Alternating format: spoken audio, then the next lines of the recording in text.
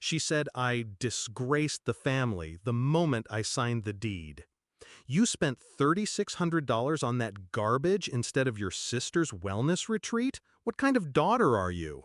I stared at the cracked walls, the sagging roof, the mildew-stained porch, and smiled. Because what they saw as trash, I saw as the last door they'd never walk through again. I wasn't supposed to say no. That's the role I was born into. Second daughter, first sacrifice. My sister cried, and I cleaned it up. She failed, and I paid for her second chance. She spiraled, and they blamed me for not being more stable. I bought my first car by waitressing 18-hour shifts.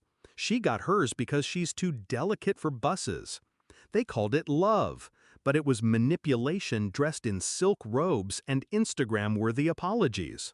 The final crack came the day Mom called. "It's a limited spot, sweetheart. A 5-week soul renewal retreat in Bali. We just need $4,000. You can afford that, right? I mean, you don't need all that savings." "You mean my savings?" "Don't be selfish." Selfish. That's what they called boundaries. That's what they screamed when I didn't fund my sister's third healing journey. They expected my silence. Instead, I sent them a photo. A rotting front porch, rusted gutters, dead grass, a key in my hand. "Bought this," she replied in less than 2 minutes. "You're a disgrace." That was the last message I ever read from her. The house was a mess, peeling linoleum, walls that bled mold, ceilings that looked like they'd collapse at a whisper. Perfect. No one would come looking for me here, and that's exactly what I wanted. They laughed behind my back. A cousin slipped me a screenshot of my mother's Facebook post. So heartbreaking when a daughter chooses ego over family. We pray she finds her way back. Translation, we pray she starts giving us money again. They didn't know I was building something bigger than a house.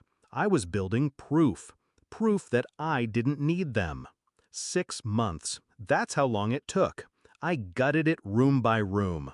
I learned plumbing from YouTube. Painted every wall myself. Sanded cabinets until my fingers bled. I worked 10-hour days, then came home and worked 10 more.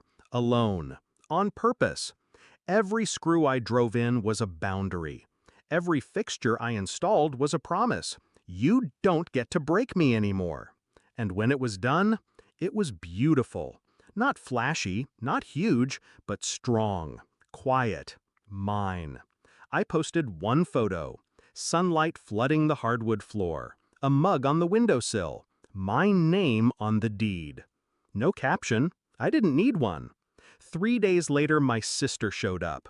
No warning, just a knock on the new painted door. "I'm exhausted," she said, smiling like nothing had happened. "Mom says you overreacted. Can I just crash here for a bit?" I stared at her, dressed in yoga pants that cost more than my sink. Eyes blank like always. She was never taught to mean her words, just to mimic the ones that worked. "I'm different now," she added. "Healing, you know."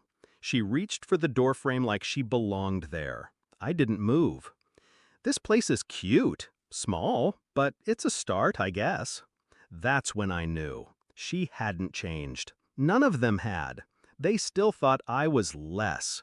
Just a stepping stone, a spare heart to bleed dry.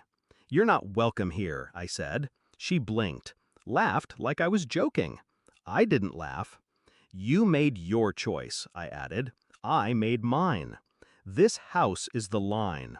Her voice cracked then. "Mom's gonna be furious." I nodded. Let her. I shut the door. This time with finality. I blocked their numbers, all of them. Changed my locks, my bank accounts, my life. They sent letters, left voicemails. One even tried to guilt me through a family friend pastor. Didn't work. You can't guilt someone who's done apologizing for surviving. They called it a trash house, but it gave me peace. Not silence, the kind you tiptoe around, but real peace. I cooked barefoot in that kitchen, danced in that living room, slept 8 hours without waking up with someone else's burden on my chest. I started painting again, started breathing again, started becoming someone they never imagined I'd be without them.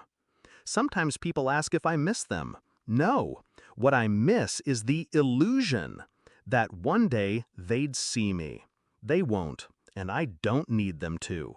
I built this house out of rot and rust and rejection. It stands. So do I. And not 1 inch of it, not one, was paid for in guilt. Let them choke on their silence. I don't owe a single word back. Not anymore.